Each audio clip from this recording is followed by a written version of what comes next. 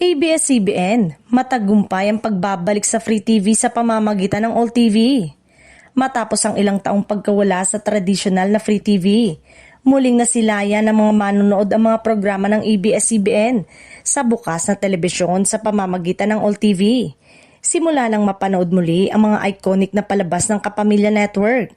Ramdam agad ang excitement at suporta ng publiko na matagal nang nanabik sa pagbabalik ng kanilang paboritong mga programa sa Free TV.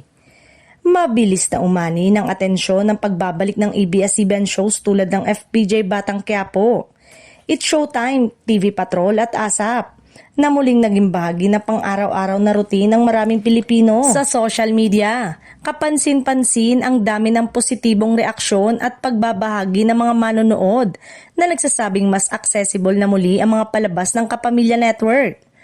Para sa All TV, malaking hakbang ang partnership na ito dahil nagbigay ito ng mas malawak na exposure at panibagong sigla sa kanilang channel. Ang pagsasama ng dekalidad at subok na ABS-CBN content ay nakatulong upang mahikayat ang mas maraming manonood at muling buhayin ang interes ng masa sa kanilang Free TV programming. Sa panig ng ABS-CBN, ang pagbabalik sa Free TV ay patunay na kanilang kakayanang mag-adjust at magpatuloy sa kabila ng mga pagsubok. Ipinakita ng network na kahit wala ang sariling prangkisa, kaya pa rin itong maghatid ng makabuluhan at dekalidad na aliwan sa mas nakararaming Pilipino sa pamamagitan ng pakikipagtulungan sa iba't ibang platform.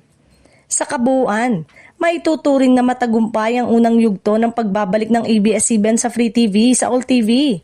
Bagamat patuloy pang susubaybayan ang long-term impact nito. Malinaw na ang tiwala ng manonood at ang lakas ng kapamilya content ang nananatiling pundasyon ng muling pagbangon ng ABS-CBN sa telebisyon.